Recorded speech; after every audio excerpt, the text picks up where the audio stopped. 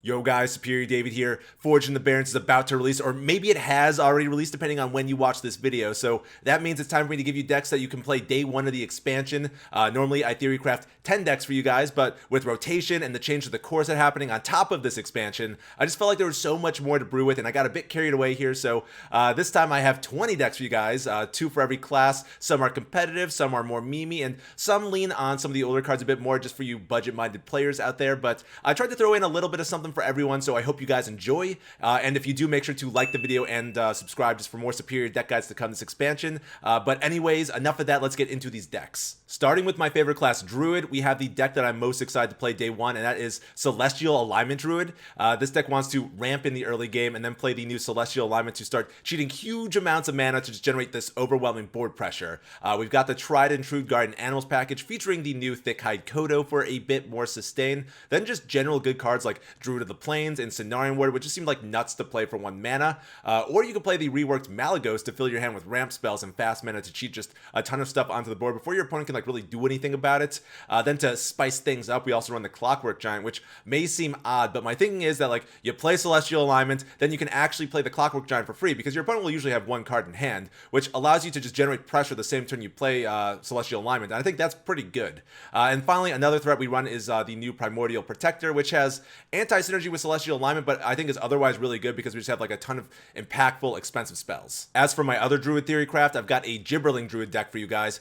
Yes, Druid is losing Savage Roar, but I think Arbor Up will be more than enough to carry this archetype. Plus, we also have the new Guff Room Totem to buff minions with nature spells, and with Fungal Fortunes and Guess the Way, you're going to be churning through your deck, so I think you're going to be able to hit those nature spells like pretty consistently when you need them. Other than that, you know, we're not reinventing the wheel with this list. We got a couple new cards like the Thorngrove Sentries and Landscaping just for more token generation, but you know, Glowfly Swarm on turn 5 is still going to be carrying this deck a lot. So if you have a decent collection and don't want to craft a bunch of new cards, I think this will be like a nice list for day one for you. Now moving on to Hunter, first up I have a mid-range Beast Hunter for you guys, which I think is a surprisingly flexible deck. You know, True Aim Crescent allows us to fight hard for the board and against like aggro decks and generate just like a lot of tempo with our various beasts, while Dire Frenzy allows us to play more of a value game against controlled decks. But, you know, at the end of the day, we still want to curve out and smork our opponent down, so we run like a solid curve with a lot of beasts that get better if we can buff them with our various buff effects, such as the new Sunscale Raptor and my boy Bear Shark. Now, I know a lot of people are pretty hyped about the new Tavish, and while I think he can be good if you combo him with like Tame Beast or Zixor,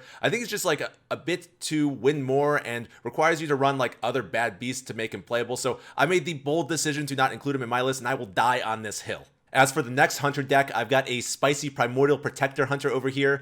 This is basically a Death Rattle Hunter that runs a secret package along with like taunts with Death Rattles to control the early to mid game. Then we recur those taunts with Jewel Nazoth, and that gives us like some breathing room to slam down Primordial Protector to summon big ol' minions and draw our Nagrin Slam that we can then play to Giga Smork our opponent down. As for other notable new cards, we run Barrack Kodobane for some targeted card draw, Mankrik because his wife is a 3-mana spell and can actually be drawn by Barrack Kodobane, so that's just some nice tempo generation there. And finally, we have the new Kazakis because we run no 4-drops. And this is going to be like the start of a theme you're going to be seeing with Kazakis. If your deck can function with no 4-drops, cut the 4-drops and put in Kazakis because he's just so powerful. Now, next up, we have Mage, and my first Mage list for you guys is going to be a Hero Power Burn Mage. I think some people are going to try to take the Hero Power Mage into like an OTK direction with the Mordresh, and I don't think it's going to be that good, so instead I tried to incorporate the Hero Power package into a Burn Mage.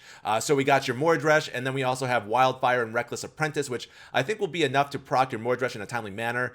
Fallen Hero was pretty bad the last time it was in standard, and I think like even with this hero power payoff stuff, it's still not going to be that good, so that's why you don't see it in my list. Then for other new cards, we got the Ruined Orb for like damage and flexibility, then the Refreshing Spring Water for draw and potentially some mana cheating. Our deck is like more than half spells, so like most of the time you'll be drawing 2 cards for 2 mana, which is just super efficient. Now for my other Mage deck, I have a Secret Mage for you guys, which was, you know, actually pretty good in Dark Moon races, and I think it still performed just well due to getting Arcanologist to tutor up a secret. Then this archetype also got the new Oasis Ally, and I think this will make it even tougher for your opponent to check for a secret. Or you can like make a big brain play and play like Oasis Ally on turn 3 with no minions on the board and guarantee like Occult Conjurer's Battlecry on turn 4, and that seems pretty powerful to me. The rest of the deck is sort of like the usual suspects for this archetype, but we also run the new Crossroad Gossiper just to like have this threat that can like run away with the game if it can't be answered. Okay, next up is Paladin, and Paladin is looking interesting in this expansion because it's getting a powerful draw engine with secret synergy between the Sword of the Fallen and Norwatch Commander, but I don't think the secret package is good enough for it to like form its own deck yet, so you're gonna see it as like a supporting role in both of my Paladin theory crafts. So first up we have Secret Dude Paladin. This deck is all about going wide with Silverhand recruits and buffing them with our various buff cards, and you know, between Day at the Fair and Stand Against Darkness, you can just explode onto the board with those Silverhand recruits. And I know some of you are probably wondering, where's the Balloon Merchant? Well, you know, he's our only 4-drop, and we really don't need him for this deck to work, so we cut him, and instead we're running Kazakus, because Kazakus is going to be OP. And then, you know, I thought this deck could still use more burst, though, so I decided to run 1 copy of Conviction, just for that, like, extra bit of damage to close out games. And then finally, we also run the Cannon Master Smite, and to be honest, I'm not sure if he's going to be good, but he's really spicy, and I just wanted to try him out in this list. So for the next Paladin deck, I've got a Secret Libram Paladin for you guys, which basically replaces the Solid's Pride 1 health minion draw package in the current Libram Paladin with the new Secret Draw package. And I think this deck will be pretty powerful. And I know for this one, all of you, again, are probably wondering, like, what the hell? Where's the new 4-mana legendary Cariel Rome? It seems pretty good. Well, I think Cariel Rome is going to be a bit bait in Libram Paladin. Like, we already have this amazing permanent and flexible mana discount with Aldor Attendant and Aldor Trueseeker, and like that really wasn't the problem with this deck.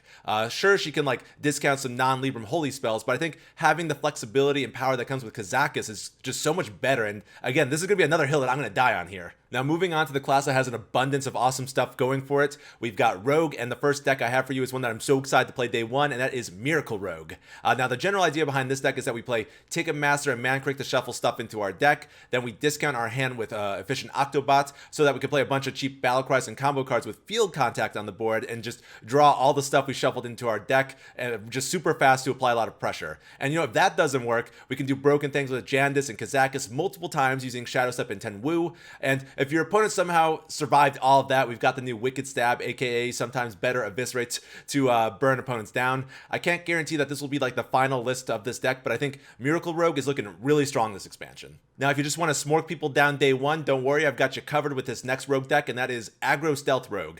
Originally, I was going to do a Weapon Rogue, but I think the nerf to Nitro Boost Poison like really hurt that deck to the point where I think the Stealth variants will be the dominant Aggro Rogue, and we basically just like have the solid Rogue Stealth package with Penflinger and anything else that could really go face. Like the Miracle Rogue, we also run Efficient Octobot and Wicked Stab because they're just generally good Rogue cards, and of course, because we run no 4-drops, we run Kazakus. I don't know if he's going to be too slow for this kind of deck, but I think he's going to just be so powerful that it's worth running him, again, for that flexibility and power. Okay, so next up we've got Shaman, and the first deck for Shaman I have is an Elemental Midrange Shaman. I was pleasantly surprised by the Elemental package in this expansion.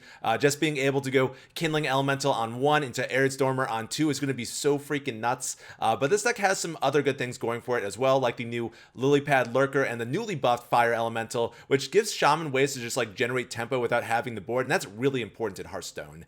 Then we also have like other Shaman good stuff right now, like the Cage Match Custodian for draw, Instructor Fireheart for scams, and Inara for pressure. As for winning games, you want to set up a board where you can like stick like an Arid Stormer or a Fantastic Firebird and buff them with Mist Runner or Rockbiter weapon to smack your opponent in the face with a big old Wind Fury swing. Now for the second Shaman deck, we have the fan favorite Murloc Shaman, and I so badly want this deck to be good, but I think it's going to be more of a meme. This archetype lost Bloodlust and War Leader, which is a big deal, and instead to buff our Murlocs and do damage, we have the new Nothing Can Stop Us, which is good, but I don't think it's good enough to replace those two cards. But you know, I could be wrong because Shaman got some good new Murlocs like the Spawn Pool Forager, which curves perfectly into South Coast Chieftain, or the new neutral Murloc Lushwater Mercenary. Then there's the new Firemancer Fleur Girl that can remove your opponent's board while generating tempo, so you know, that's not something to scoff at. But you know, at the end of the day, I think this deck's viability is going to depend a lot on the meta and if you draw Voracious Reader to reload your hand or not. Okay, now moving on to the next class, we've got Warlock, and first up I have a Control Warlock for you guys, featuring none other than Lord Jaraxxus, which received a buff and is now playable, if not overpowered. So we basically run like the Soul Fragment package for healing, as well as a ton of removal so we can make it to our Jaraxxus turn. As for new stuff, we've got Tamsin Rome with a small Shadow Spell package just to get a bit more value value out of those spells. And, personally, I'm a big fan of the Mortal Coil Explosive Sheep combo. So if you're wondering what's up with the sheep, that's why we run the sheeps. But, we've got no 4-drop, so we got that probably OP Kazakis, and then the new Alexstrasza for burst, or just like a nice tempo play. And on top of that, she also corrupts our Ticketus, which helps us win against other controlled decks. And finally, we have the Far Watch Post to slow down other decks. Personally, I'm not entirely sold on the Watch Post, which is why you haven't really been seeing them in my list, but I do like the Far Watch Post in this deck, so that's why we run it. Now for my other Warlock list, I wanted to brew something that used some existing cards for people who didn't want to immediately craft stuff, so I have for you a Painzu Warlock list. This archetype lost some cards and is getting some good ones in return. Possessed Villager is a solid 1-drop. Hecklefang Hyena damages you, which helps you cheat out Flesh Giant a bit faster. And then there's the new Cabal Outfitter that seems like just like an all-around solid card that I feel like is going to go into like every zoo deck this expansion. But other than that, this list is almost like exactly the same as it was before. So if you're afraid of crafting new cards, then definitely give this deck a shot day one. Now moving on, we've got Warrior, which is losing a lot of important cards with rotation. So it's going to be really interesting to see how the class evolves this next year. But anyways, first up, I've got a Frenzy Warrior for you guys, which I think will be the next iteration of Enraged Warrior, in that like this is a real flexible deck with a lot of different ways to approach a game. You can be more aggressive with like a Frothing Berserker and a Warmaul Challenger buffed with a Shield of Honor, or you could play a slower game where you use like Whirling Combatants with Armorsmith to gain some armor, maybe, cheat out a Blood Boil Brew for tempo while you're at it. There's just so much flexibility with this deck, and I think it's gonna be a lot of fun to play. And as you can see, I've also got a small hand buffing theme going on, because I think all of our minions really benefit from more stats, especially the Blade Master Samuro, and just even like Rom to have that like little extra bit of burst to like close out a game. And then finally for card draw, we run the weapon package of Outrider's Axe with the Cutting Claws and Sword Eater, which I think is going to be the standard in Warrior going forward, because the class lost like all of its card draw with rotation. And that's why I also run this package in my other Warrior deck for you guys today, Control Warrior. Warrior just has no way to draw cards right now, so I think you always want to start any Warrior deck with this package going forward. But anyways, with this deck, we basically just run a bunch of removal to exhaust decks of resources, then we slap down Radagor and snowball that to victory. And, to speed the process along, we also got the new Alexstrasza just for like more damage. And, I think decks just aren't going to have like a seemingly infinite amount of value like they have been for the past year. So I think Radagor might be enough to win on its own, but if you don't think it's enough, you could also run Cthulhu in this list just to have like more of an inevitability. Now next up, we've got Demon Hunter, and I decided to have a bit more fun with these lists, starting with Death Rattle Demon Hunter.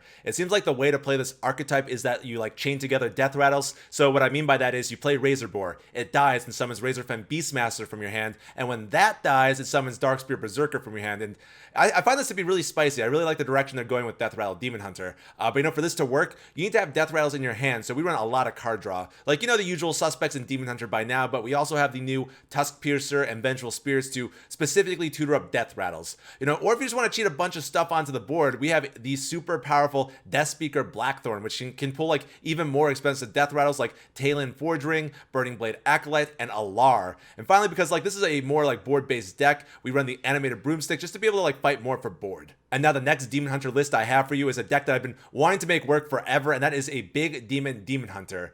This archetype has just always lacked the finishing power of other Demon Hunter archetypes, but the new Illidari Inquisitor sort of solves this, because you could just like smack your opponent in the face for 8 the turn you play it, and that's pretty good, especially if you can like cheat it out onto the board early with like a Raging Fell Screamer, or you can cheat like another big demon into play that you'd like tutored up with Talon Forge Ring, and that makes this deck like a lot more consistent. As for new cards, we've got Sigil of Flames for AoE and a copy of Vile Call, because I think the lifesteal from the demons can help you like with survivability, so we can get to those big old demon turns. Now finally, moving on to everyone's favorite class, Priest, which to be honest was the hardest class to brew for, because like they didn't really give Priest any win conditions this expansion. But anyways, first up we have a Cthulhu Control Priest. We run the Sethic Veilweaver, Nazmani Cultist Rally Value engine that's been seen in Priest decks before, and I decided to go even like greedier with it and toss in Gift of Luminance, so you could like duplicate the Sethic or Nazmani to make that engine even more powerful. And I think like this is how you're gonna outlast like a lot of decks, but just to have that inevitability, we also run Cthulhu to have like an actual win condition outside of generate random cards.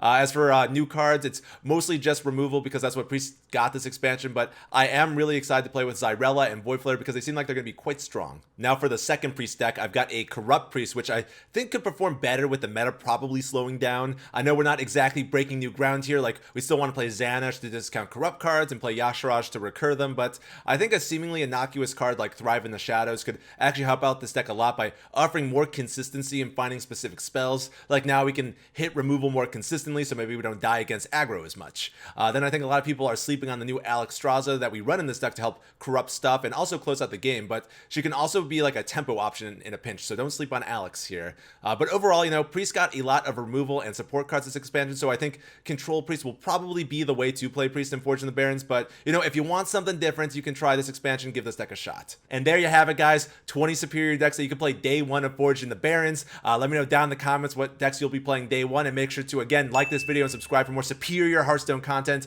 But anyways, thanks so much for watching, guys. Stay superior, and I'll see you on the next one. Later.